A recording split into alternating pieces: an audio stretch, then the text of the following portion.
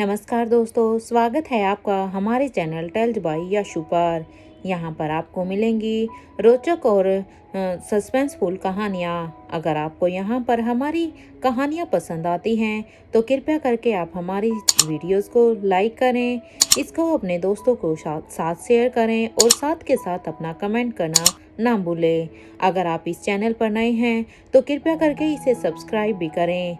आपका ज़्यादा समय न लेते हुए चलो आज की कहानी को शुरू करते हैं। पिछले एपिसोड में हमने सुना था कि यहाँ पर दो शख्स अब एक जगह पर जाते हैं। जैसे ही वो वहाँ पर आगे बढ़ते हैं तो वहाँ पर एक औरत गार्डन से फूलों को तोड़ रही थी और अब वो उन्हें देख कर कहती है, कौन है? ये सुन कहते हुए वो पीछे मुड़कर देखती है तो उसके सामने दो शख्स खड़े हुए थे। उन दोनों को देखकर अब वो औरत कहती है, जी कहिए किससे मिलना है आपको, और आप दोनों ने अपने चेहरे को कवर क्यों किया हुआ है? आप लोग पहले अपना चेहरा दिखाइए। उस औरत की आवाज को सुनकर अब एक शख्स कहता है कि चेहरे को कवर करना हमारी मजबूरी है, आप प्लीज हमें अंदर आने दीजिए ना। ये सुनते ही अब वो औरत कहती है कि हम आपको ऐसे कैसे अंदर आने दें? हमने तो अब तक आपके चेहरे को भी नहीं देखा और हम तो आपको पहचानते भी नहीं है, जानते भी नहीं हैं। उस औरत की इस बात पर वो शख्स कहता है, 1 मिनट, और इसके बाद वो शख्स अब अपना फ़ोन निकालकर अब एक मैसेज टाइप करने लगता है। कुछ ही देर के बाद वो सामने वाले से कहता है, आप अभी के अभी अपना ईमेल चेक कीजिए। उस ईमेल को चेक करने के बाद आपको पता चल जाएगा कि हम कौन हैं। इधर जैसे ही उस शख्स ने ये कहा तो उस शख्स की बात को सुनकर अब वो लेडी भी जल्दी से अपने फ़ोन को निकालती है और वो अब अपने फ़ोन में अपने ईमेल बॉक्स को चेक करती है। तब वो जैसे ही अब अपना ईमेल चेक करती है तो उसके मेल पर अब एक मेल आया हुआ था और जैसे ही अब वो उसको पढ़ती है तो उस मेल को पढ़ने के बाद अब वो औरत कहती है, आइए आइए ना आप दोनों, प्लीज़ प्लीज़ अंदर आइए। एंड सॉरी, मैंने आपको पहचाना नहीं, मैं आप दोनों को ही आपका रूम दिखा देती हूँ। ये कहते हुए वो औरत अब बिना कुछ पूछे ही अब उनके आगे आगे जाने लगती है तो वहीं वो दोनों शख्स अब उसके पीछे पीछे जाने लगते हैं। कुछ ही देर के बाद वो औरत अब उन्हें रूम में लेकर जा रही थी और लेकर जाती है और वो कहती है, आप दोनों यहाँ पर आराम कीजिए, मैं ये आपका कमरा है, मैं बस खाने के लिए कुछ भिजवाती हूँ क्योंकि मैं आपके खाने का इंतज़ाम कराती हूँ, आपको भूख लग चुकी होगी। इस बात पर वो दोनों ही अभी हाँ में अपना सिर हिला देते हैं। तो वहीं दूसरी तरफ इधर इंडिया के मनाली में हरे घने जंगल में बनी एक पुरानी सी लाइब्रेरी थी जहां पर 4 लोगों की नज़र थी। शायद ये लाइब्रेरी वही थी जिसके बारे में जिक्र एक बार रोहित मारवा ने चिराग के सामने भी किया था, क्योंकि उसने रोहित मारवा ने उस समय चिराग को भी कहा था इस लाइब्रेरी के बारे में सारी की सारी डिटेल निकालने के लिए। लेकिन तब चिराग ने भी कहा था कि आज तक जो भी इस लाइब्रेरी में गया है वो कभी वापिस ही नहीं आया है, इसका राज क्या है वो तो वो भी नहीं जानते। शायद ये वही लाइब्रेरी थी। इसके सामने वहाँ पर 4 लोगों को तैनात किया गया था। ये अपनी पूरी ही सावधानी से इसके ऊपर नज़र बनाए हुए थे। अब उन चारों में से अब एक आदमी कहता है, बॉस हमें कब तक यहाँ पर ऐसे ही रहना होगा? देखो ना ठंड कितनी है, अरे हमारी तो ठंड में हालत ही यहाँ पर खराब हो रही है। अब उसकी इस बात पर अब उसका बॉस कहता है, हमें किसी भी हाल में बस इस लाइब्रेरी में जाना होगा क्योंकि अब हमारे पास कोई ऑप्शन नहीं है। अब उसकी ये बात सुनते ही अब दूसरा आदमी कहता है कि इस खंडर बनी लाइब्रेरी में हमें क्या ही मिलेगा, क्योंकि ये तो पहले से ही खंडर है। मुझे तो इस लाइब्रेरी की हालत को देखकर ही ऐसा लग रहा है कि अगर इसमें कुछ बुक्स वगैरह होंगी भी तो वो तो अब तक गल भी चुकी होंगी, क्योंकि ये खुद ऐसे ही ऐसा लग रहा है कि ये कभी भी गिर सकती है। इस बात पर अब तीसरा शख्स कहता है, उस हरी आंख वाली औरत को मारने का राज आखिर वो मरेगी कैसे? वो शायद हमें यहीं पर ही मिल सकता है। इस बात पर अब उनका बॉस कहता है, तुम सभी यहाँ पर अपनी नज़र बना कर रखना, मैं बस उस लाइब्रेरी की तरफ ही जा रहा हूँ, क्योंकि मुझे हर हाल में अब इस लाइब्रेरी के अंदर जाना ही होगा। वहीं से अब हमें हमारे सवालों के जवाब मिलेंगे। इस बात पर अब वो शख्स कहता है, बॉस आप खुद की मौत की खबर को सच बनाना चाहते हैं क्या? आप अंदर नहीं जा सकते, क्योंकि अभी तक तो लोगों को लगा है कि आप मर चुके हैं, लेकिन आप नहीं मरे। लेकिन अगर आप अंदर चले गए तो वो खबर आपकी सच में सही साबित हो जाएगी, और देखो फिर हमारी पूरी की पूरी मेहनत ही खराब हो जाएगी, बेकार हो जाएगी। इसलिए हम तो आपको यही कहेंगे कि आप अभी अंदर मत जाइए। अब उस आदमी की इस बात पर अब उनका बॉस कहता है, इससे अच्छा मौका हमें कभी मिलेगा ही नहीं, क्योंकि हमें एक अच्छा मौका मिला है। तुम सभी अभी यहाँ पर अपनी नज़र बना कर रखो, मैं बस अंदर से उस बुक को लेकर आता हूँ। अब अपने बॉस की इस बात पर अब उसका साथी कहता है, अरे सर, फ्रिज से कुछ चुरा कर नहीं लाना है। ये लाइब्रेरी बड़ी ही खतरनाक है, क्योंकि इस काम को जितना आप आसान समझ रहे हैं वो इतना आसान नहीं है। अब उसकी इस बात पर अब उनका बॉस कहता है, मुझसे ज़्यादा खतरनाक कौन है? मैं अंदर जा रहा हूँ और मुझे अभी किसी भी तरह का कोई भी डर नहीं है, क्योंकि अभी मुझे जिस मंजिल तक पहुंचना है वो मेरे सामने है। इसलिए अब चाहे कुछ भी हो जाए मुझे उस तक पहुंचना ही होगा। तुम सभी अभी बस बाहर मेरा इंतजार रखना। ये कहते हुए ही उनका बॉस अब वहाँ से जाने लगता है। तो उनका एक साथी कहता है, मैडम को फ़ोन लगाओ, क्योंकि अब वो घबरा जाता है कि क्योंकि आज तक उन्होंने इस लाइब्रेरी के बारे में जो कुछ भी सुना था उसे सुनकर उन्हें भी यही लगा था कि हो ना हो कहीं ऐसा ना हो कि उनके बॉस सच में ही इस लाइब्रेरी से वापस ही ना आ पाए, जैसे कि बाकी लोग आज तक नहीं आए हैं। इसलिए वो सीधे ही कहता है कि मैडम को फ़ोन लगाओ, अब तो मैडम ही नहीं रोक पाएगी। अब उसी शख्स की इस बात को सुनकर अब उसका एक दूसरा साथी कहता है, हम अभी मैडम को फ़ोन नहीं लगा सकते हैं, क्योंकि मैडम भी तो खुद बिजी होगी। तुम्हें पता है ना कि वो वहाँ पर अपने मकसद से गई है, और मुझे नहीं लगता कि हमें उनके किसी भी मकसद में, किसी भी काम में हमें बाधा डालनी चाहिए। और वैसे भी अगर अनिका मैडम ने उस केमिकल को नहीं ढूंढा ना तो हमें भी प्रॉब्लम हो जाएगी। इसलिए हमें यहाँ पर अपना काम खुद करना चाहिए, और उधर मैडम को भी हमें उनका काम खुद करने देना चाहिए।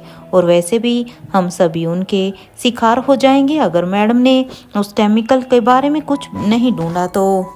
अब यहाँ पर सब कुछ बस मैडम ही कर सकती है, क्योंकि अब मैडम ही है जो हम सब की जान को बचा सकती हैं। अब उसकी इस बात पर अब उसका साथी कहता है, अब चुप भी करो, या सारी की सारी बातें तुम यहीं पर ही डिस्कस करोगे। अगर किसी ने यहाँ पर सुन भी लिया तो क्या होगा तुम जानते हो क्या? और बॉस पर अभी इन सब बातों को छोड़ो, अभी हम यहाँ पर बॉस के ऊपर ध्यान देते हैं। यहाँ पर ये सभी बातें कर ही रहे थे कि तभी उनके कानों में अब उनके बॉस की आवाज़ आती है, क्योंकि उनका बॉस अंदर जा चुका था, और यहाँ पर उन्हें उसके बॉस की कराहने की आवाज़ सुनाई देती है, जैसे उनके बॉस को अंदर कुछ हो गया हो। अभी जैसे ही उन्हें अपने बॉस की ये आवाज़ सुनी तो इस आवाज़ को सुनकर अब एक शख्स कहता है, मैंने बोला था ना बॉस को कि मैंने सारी ही इन्फॉर्मेशन इसके बारे में निकाल दी थी, लेकिन इसके बाद भी बॉस ने मेरी एक भी बात नहीं सुनी। अब देखो, लगता है बॉस को कुछ हो गया है। अभी सुनसान खंडर लाइब्रेरी में अपने बॉस को बचाने के लिए अब हमें जाना ही होगा, क्योंकि ये आवाज़ हमारे बॉस की ही है, और अब हमें जाकर उन्हें देखना ही होगा। अब उसकी इस बात पर अब उसका साथी फिर से कहता है कि वेट किस बात का हो रहा है? फिर जब बॉस की यहाँ पर कराहने की आवाज़ आई तो उनकी चीख की आवाज़ आई, तो अब हमें चल कर देखना चाहिए। इसलिए बिना समय गवाए अब जल्दी चलो। लगता है कि हमारी फैलाई हुई झूठी खबर कहीं सच में बॉस ने सच तो नहीं कर दिया, क्योंकि अगर सच में बॉस को कुछ हो गया तो फिर तो वो झूठी खबर सच में ही सही साबित हो जाएगी, और उसमें सजा किसी और को हो जाएगी। ये कहते हुए ही वो भी अपने कदमों को उस लाइब्रेरी की तरफ बढ़ा देते हैं। तो वहीं इधर दूसरी तरफ मारवा हाउस के हेड ऑफिस में सभी बोर्ड ऑफ डायरेक्टर के वोट इधर धनंजय को ही जा रहे थे, क्योंकि यहाँ पर इस मीटिंग में मारवा हाउस के हेड के रूप में सभी धनंजय पीरामल को ही चूज कर रहे थे और वो सभी उन्हें न्यू हेड के रूप में अब एक्सेप्ट कर लेना चाहते थे। तो वहीं धनंजय पीरामल वो बस इस मीटिंग में बैठकर सबके फैसलों को देखते हैं। जब यहाँ पर सबका ही फैसला धनंजय पीरामल को एज ए हेड चूज करने के लिए हो जाता है, तब अब यहाँ पर धनंजय पीरामल मेजोरिटी से ही हेड यहाँ पर मारवा हाउस ऑफ कंपनीज के मारवा ग्रुप ऑफ कंपनीज के हेड बन जाते हैं। तो वहीं अब धनंजय पीरामल को प्रेसिडेंट के कैबिन भी दे दिया जाता है और वो भी अभी यहाँ पर अब अपने कैबिन में चले जाते हैं। इधर ये मीटिंग अब तक खत्म हो जाती है। जैसे ही वो अपने कैबिन में जाते हैं तो वहाँ पर उसके लिए एक खास चेयर लगाई गई थी, जो चेयर कभी रोहित के लिए यूज होती थी। ये वही कैबिन था जिसमें कभी रोहित बैठा करता था। यहाँ पर धनंजय अब उस चेयर के पास जाते हैं। वहाँ पर जब उस चेयर को वो देखते हैं तो उसे वहाँ पर रोहित की याद आती है। अब धनंजय पीरामल अब उस चेयर के ऊपर अपना हाथ फेरते हैं, मानो वो वहाँ पर उस चेयर पर हाथ फेरकर अभी भी रोहित को ही स्पर्श कर रहे थे। इसलिए इन्हें यादों में खोए हुए वो उस चेयर पर बैठ जाते हैं। और जैसे वो उस चेयर पर बैठते हैं तो वो अब रोहित के लैपटॉप जो कि वहाँ पर रखा हुआ था उस लैपटॉप को ऑन करते हैं। और जैसे अब उन्होंने इस लैपटॉप को ऑन किया तो उनके सामने एक इनविटेशन कार्ड बना हुआ था। ये इनविटेशन कार्ड था स्वाति मल्होत्रा की शादी का, जिसमें लिखा था स्वाति मल्होत्रा वेड्स करण गुलेरिया। इस डिजिटल कार्ड को देखकर तो अब धनंजय पीरामल अब अपनी जल्दी से चेयर से उठ जाते हैं और अब वो जल्दी से उस चेयर से उठकर उस रूम से बाहर निकल कर जाने लगते हैं। इधर अपने ताऊजी को इस तरह से अचानक से बाहर जाता हुआ देखकर अब सनी उन्हें रोकते हुए कहता है, ताऊजी कहाँ जा रहे हैं आप? अब सनी की इस बात पर अब धनंजय पीरामल कहते हैं, मेरी मीटिंग 2 घंटे के बाद है लाइंड अप है ना, तब तक मैं आ जाऊंगा। You don't worry, I know कि मुझे क्या करना है। ये कहते हुए ही धनंजय पीरामल अब जल्दी से एलिवेटर में जाकर बेसमेंट के बटन को प्रेस कर देते हैं। कुछ ही देर के बाद धनंजय पीरामल अब यहाँ पर बेसमेंट में पहुँच जाते हैं। बेसमेंट में पहुँचने के बाद अब वो अपनी गाड़ी की तरफ जाने लगते हैं और कुछ देर के बाद जब वो वहाँ पर अपनी गाड़ी के पास भी पहुँच जाते हैं तो उस गाड़ी के पास पहुँचकर वो अब अपनी गाड़ी में बैठकर वहाँ से जाने लगते हैं। तो वहीं दूसरी तरफ इधर स्पेशल डिपार्टमेंट के हेडक्वार्टर में स्वाति मल्होत्रा वहाँ पर अंजलि मामी के साथ आई हुई थी। स्वाति मल्होत्रा को वहाँ पर देखकर अब भूमिका कहती है, आप यहाँ पर? अब भूमिका की इस बात पर स्वाति मल्होत्रा कहती है, हाँ, मैं यहाँ पर करण गुलेरिया से बात करने के लिए आई हूँ। मुझे उनके साथ कुछ बात करनी है और साथ के साथ आपसे भी कुछ बात करनी है। स्वाति मल्होत्रा की इस बात पर अब भूमिका कहती है, ठीक है, फिर चलिए आप मेरे साथ आइए, मैं आपको इंटरोगेशन रूम में लेकर चलती हूँ।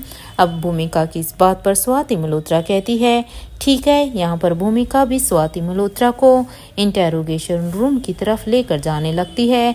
तो वहीं अंजलि मामी अभी वहीं पर ही बैठी हुई थी। यहाँ पर अब तक भूमिका और स्वाति मल्होत्रा वो आगे की तरफ बढ़ जाते हैं। इधर उन्हें देखकर अब अर्जुन सिंह कहता है, यहाँ पर अंजलि मामी को अर्जुन सिंह कहता है कि आप कुछ लेगी क्या, चाय या कॉफी, क्या लेना पसंद करेंगी?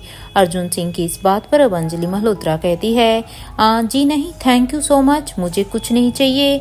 इधर वहीं दूसरी तरफ अब तक भूमिका स्वाति मल्होत्रा को इंटरोगेशन रूम में लेकर पहुंच चुकी थी। यहाँ पर लेकर आने के बाद वो अब उसे धीरे से कहती है, तुम यहाँ पर आ तो गई हो, लेकिन प्लीज अब कोई भी गलती मत करना, क्योंकि अगर तुमने एक भी गलती की तो तुम पकड़ी जाओगी। भूमिका की इस बात पर अब स्वाति मल्होत्रा कहती है, डोंट वरी भूमिका, आई कैन हैंडल एवरीथिंग। वैसे मेरी तरफ से कोई भी गलती नहीं होगी, यू नो ना। वैसे मैं तुमसे ये पूछना चाहती हूँ कि जॉन ने यहाँ पर कोई गड़बड़ तो नहीं की है ना? अब यहाँ पर स्वाति मल्होत्रा ने ये कहा ही था कि उसकी ये बात सुनते ही अब भूमिका स्वाति मल्होत्रा, जो कि यहाँ पर कोई और नहीं बल्कि एनी थी, क्योंकि एनी यहाँ पर स्वाति मल्होत्रा के जैसा एक सिलिकॉन मास्क पहनकर यहाँ पर आई थी ताकि सभी लोगों को ये लगे कि स्वाति मल्होत्रा यहाँ पर करण गुलेरिया से मिलने के लिए आई है। लेकिन भूमिका स्वाति मल्होत्रा को पहचान जाती है कि ये यहाँ पर स्वाति मल्होत्रा नहीं बल्कि उनके चेहरे के पीछे एनी थी। इसलिए भूमिका अब उसे चुप रहने का इशारा करती है और भूमिका अब अपनी आंखों को इधर उधर घुमाने लगती है, जिससे कि एनी समझ जाती कि वहां पर जगह जगह कैमरे लगे हुए हैं और वो अभी बिल्कुल ही आराम आराम से बात करे ताकि यहाँ पर इन कैमरों के द्वारा किसी को भी उनके प्लान के बारे में कुछ भी पता ना चले। तो वहीं अब तक करण गुलेरिया भी वहां पर आ जाते हैं। तो जैसे ही करण गुलेरिया वहां पर आते हैं, उनके पास जाकर आते हैं, तभी अब भूमिका धीरे से अब करण से कहती है, जॉन प्लीज कोई भी गड़बड़ मत करना, क्योंकि यहाँ पर स्पेशल डिपार्टमेंट में जिस करण गुलेरिया को किडनैप किया गया था वो एक्चुअल में करण नहीं बल्कि करण के रूप में भी वो जॉन ही थे। अब भूमिका की इस बात पर अब जॉन धीरे धीरे कहता है, ओके भूमिका डोंट वरी, वैसे क्या तुम जानती हो कि ये यानी यहाँ पर क्यों आई है? जॉन की इस बात पर अब भूमिका कहती है, जॉन ये तो मुझे भी नहीं पता नहीं, बस तुम खुद ही बात कर देख लो। ये कहते हुए ही भूमिका उस रूम से चली जाती है। तो वहीं दूसरी तरफ अब तक धनंजय पीरामल अभी अपनी गाड़ी को दिल्ली की सड़कों पर दौड़ाने लगते हैं और कुछ देर के बाद वो अब उस विला के सामने आकर अपनी गाड़ी को रोक देते हैं और वो अब अपनी गाड़ी से कुछ पैकेट को अपने हाथ में रखकर अब वो सामने विला की तरफ जाने लगते हैं। ये वही विला था जहां पर काफी सालों से आयशा मारवा सावित्री के साथ रहती थी। अपनी पॉकेट से विला की की को निकालकर अब दरवाजे को खोलकर यहाँ पर अब धनंजय पीरामल जल्दी से अब उसके अंदर चले जाते हैं और अब दरवाजे को बंद कर देते हैं। जैसे ही वो अंदर जाते हैं तो अब उनके कानों में एक दमदार आवाज आती है कि तुम अपने ही विला में चोरों की तरह क्यों आ रहे हो? इस आवाज को सुनकर अब धनंजय पीरामल कहते हैं कि मेरा बेटा तुम्हारी जिंदगी में रंग भरना चाहता था और तुमने तो अपनी ही बेटी की जिंदगी से रंगों को ही दूर कर दिया। वो तुम्हें और स्वाति को सरप्राइज देना चाहता था और तुमने तो उसे ही मार दिया। तुम ये कैसे कर सकते हो? तुम मेरे बेटे की जान कैसे ले सकते हो?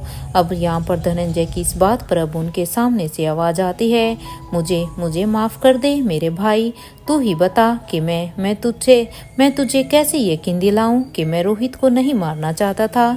इस बात पर अब धनंजय पीरामल पीछे मुड़कर कहते हैं, तुम्हारे लिए खाना लेकर आया हूँ, पहले तुम कुछ खा लो, इसके बाद ही हम इस बारे में बात करेंगे।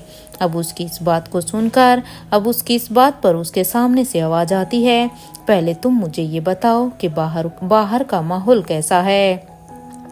अभी भी कुछ शांत हुआ या अभी भी वैसे ही अफरा तफरी है? अब उसकी इस बात पर धनंजय पीरामल कहते हैं कि गुलेरिया परिवार के सभी लोग अब अपने सेंस में नहीं हैं। वहां पर सिर्फ राजीव और महेंद्र ही जैसे तैसे बचे हैं। उनके अलावा सभी उसे हरी आंख वाली औरत के वश में हो चुके हैं। वो औरत जैसे जो चाह रही है वो बस उसके अनुसार ही वो सारा का सारा काम कर रहे हैं।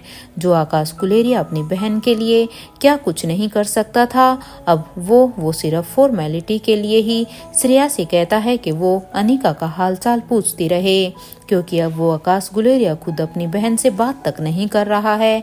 अब धनंजय की इस बात पर अब सामने वाला शख्स कहता है, अब आगे क्या करना है? तुम बेंगलोर कैसे जाओगे?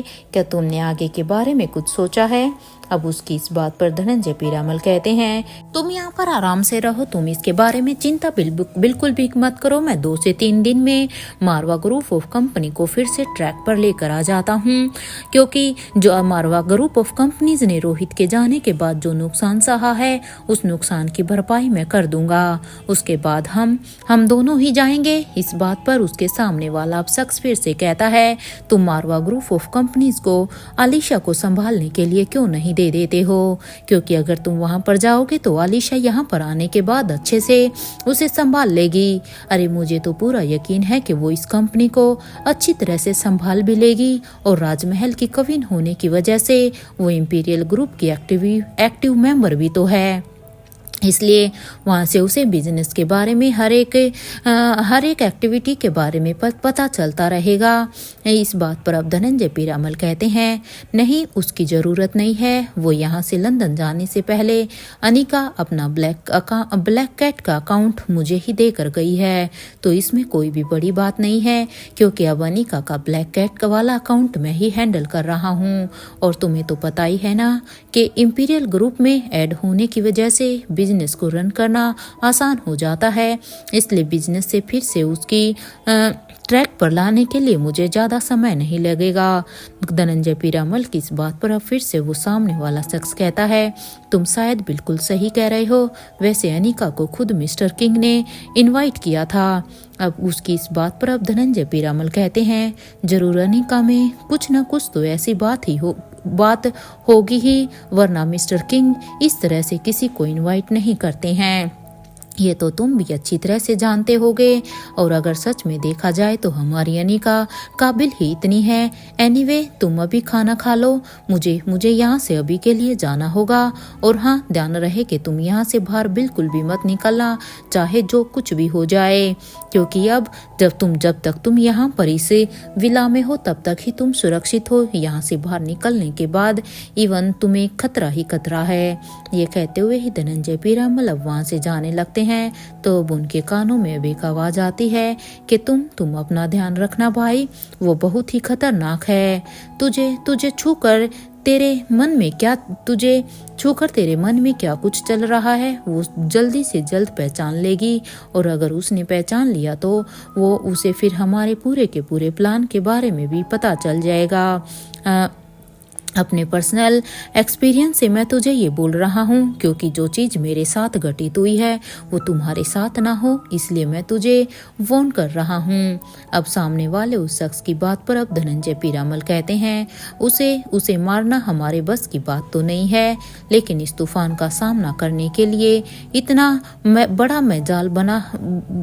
बड़ा जाल बुना गया है कि मैं उम्मीद करता हूँ कि वो उस केमिकल तक पहुँच जाए, और हम भी किंग की ब्लड लाइन के बारे में कुछ पता लगा पाए कि किंग आखिर कौन है, कौन उसके खानदान से है। यू इस तरह से हाथ पर हाथ रख कर भी तो हम नहीं बैठ सकते हैं ना, क्योंकि अब हमें ही कुछ करना होगा।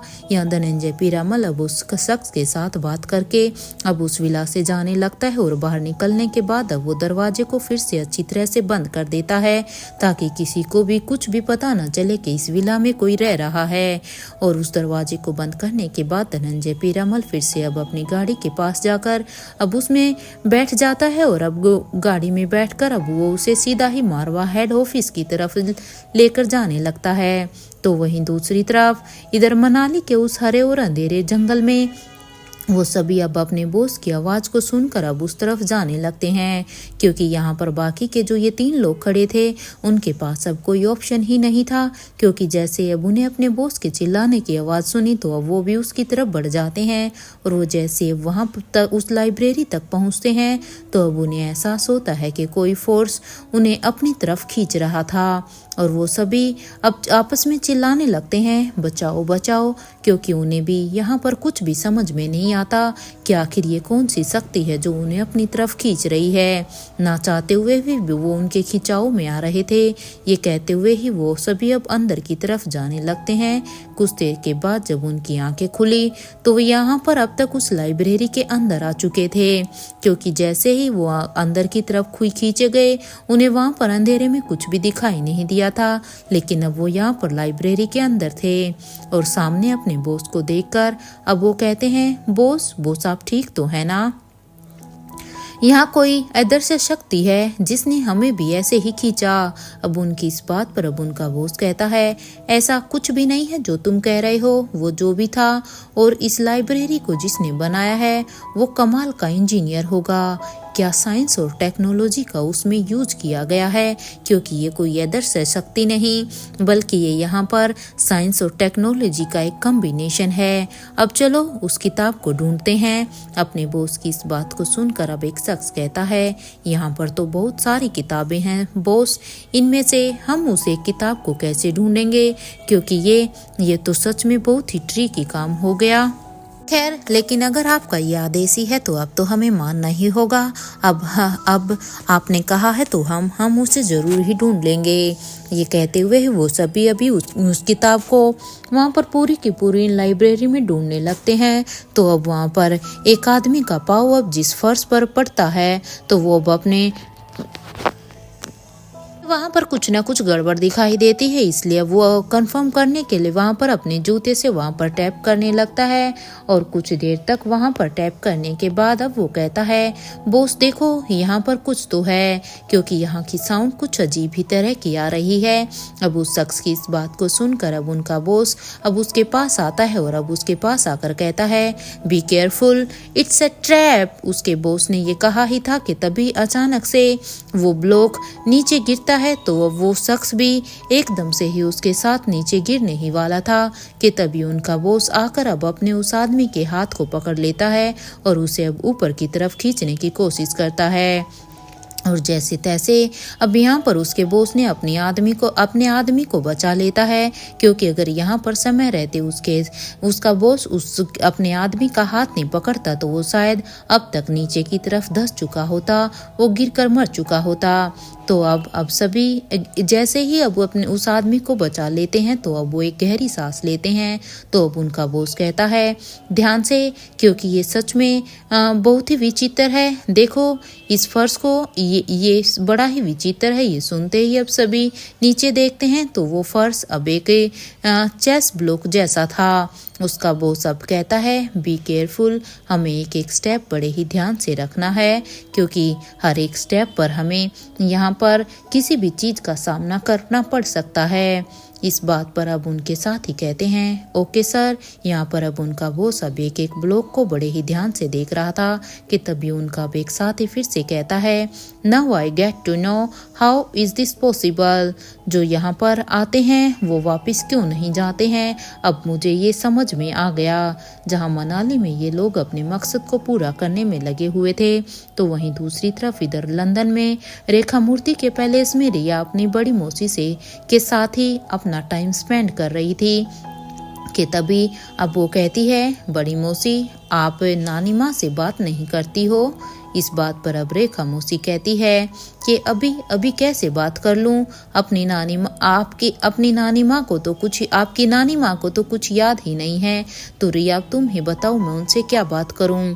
मैं भी बात तो उनसे बहुत कुछ करना चाहती हूँ, लेकिन क्या पूछूं मैं उनसे, क्योंकि उन्हें जब कुछ याद ही नहीं है। तो यहाँ पर रिया और रेखा मौसी अभी एक दूसरे से बात कर रहे थे, क्योंकि रेखा मौसी के भी मन में स्वाति मल्होत्रा के लिए ना जाने कितने ही सवाल थे, कितनी ही शिकायतें थी कि जब उनके ऊपर इतनी बड़ी विपदा आई थी तो वो ऐसे उन्हें छोड़कर क्यों चली गई। काश वो एक बार उन्हें बताती तो शायद वो उन्हें बचा पाती। उनके भी मन में बहुत सारे ऐसे सवाल थे कि आखिर कैसे क्या क्या हुआ था। तो वहीं इधर अनिका के रूम में अनिका, जो कि अपने बेड पर लेटी हुई सो रही थी, अब उसकी आंखें खुलती है। जैसे ही अनिका की आंखें खुलती है तो वो अब अपने बेड पर उठकर बैठ जाती है। और जब वो बेड पर उठकर बैठती है तो वो देखती है कि उसके रूम का दरवाजा खुला हुआ था, इसलिए वो सबसे पहले उठकर पहले तो अपने रूम के दरवाजे को बंद करती है और अब मिरर के सामने आकर खड़ी हो जाती है। मिरर के सामने आकर खड़ी होकर अब वो यही कहती है, पता नहीं इन 2 हफ्तों में वहाँ पर क्या कुछ हुआ होगा, इंडिया में क्या कुछ चल रहा होगा, और समझ में नहीं आता कि मुझे ये नाटक अब कब तक और करना होगा। सच में इस नाटक को करते करते कहीं ऐसा ना हो कि मैं खुद ही इस नाटक में उलझ जाऊं, क्योंकि अब मुझसे ये नाटक नहीं हो रहा। क्योंकि जो इंसान हमेशा रियलिटी में रहता है उसे अब नाटक करना कितना ही मुश्किल लग रहा है। और सबसे बड़ा चैलेंज तो मेरे लिए ये है कि रिया को रोज अपने सामने इस तरह से देखकर मुझे भी बिल्कुल भी अच्छा नहीं लग रहा, क्योंकि रिया को इस हाल में देखना मुझे बिल्कुल भी पसंद नहीं है। वो मेरी चिंता में न जाने बेचारी क्या क्या करती रहती है। उम्मीद करती हूँ कि जिस मकसद की वजह से यहाँ पर अनिका लंदन आई है वो पूरा हो जाए। लेकिन अनिका बस जल्द से जल्द उस लैब तक पहुँच जाए। लेकिन अब सबसे बड़ा सवाल ये है कि वो उस लैब तक कैसे पहुंचेगी। मैं उम्मीद करती हूँ कि बस अनिका उस लैब तक पहुंचे, उसके बाद तो वो सब कुछ संभाल ही लेगी, क्योंकि सबसे मुश्किल बस उसका लैब तक पहुंचना ही है। लेकिन हाँ, उसे ये ध्यान रखना होगा कि वो अपना चेहरा किसी को भी नहीं दिखाए, क्योंकि अगर अनिका का चेहरा किसी ने भी वहाँ पर देख लिया तो फिर तो बहुत बड़ी गड़बड़ हो जाएगी। यहाँ अनिका बनकर मैं हूँ ताकि मैं नेत्रा की आंखों में धूल झोंक सकूं, क्योंकि ये सब सारा नाटक नेत्रा की आंखों में धूल झोंकने के लिए किया गया है। नेत्रा को भनक भी ना लगनी चाहिए कि हमने क्या किया है। ये सब कुछ सोचते हुए ही इधर अनिका के रूम के दरवाजे को खोलकर फिर से बेड पर लेट जाती है तो वहीं रिया अभी अपनी मम्मा के रूम में आती है, और अब वो अंदर आती है तो वो देखती है कि उसकी मम्मा अभी उसके डैड को ही बिना अपनी पलकों को झपकाए ही देख रही थी। वहां आने के बाद अब रिया अपनी मम्मा के पास आकर कहती है, मम्मा चलो देखो सूप पी लो। ये कहते हुए ही रिया अब अपनी मम्मा को देखती है, और वो अब अपने सिर को हल्का सा झुकाकर अब अपने मुंह को अनिका के कान के पास लेकर जाकर कहती है, नानी माँ बहुत अच्छी एक्टिंग कर रही हैं आप, लेकिन मुझसे थोड़ी कम। मैं सबसे अच्छी एक्टिंग कर रही हूँ, क्योंकि मुझसे ज़्यादा एक्टिंग तो कोई भी नहीं कर सकता।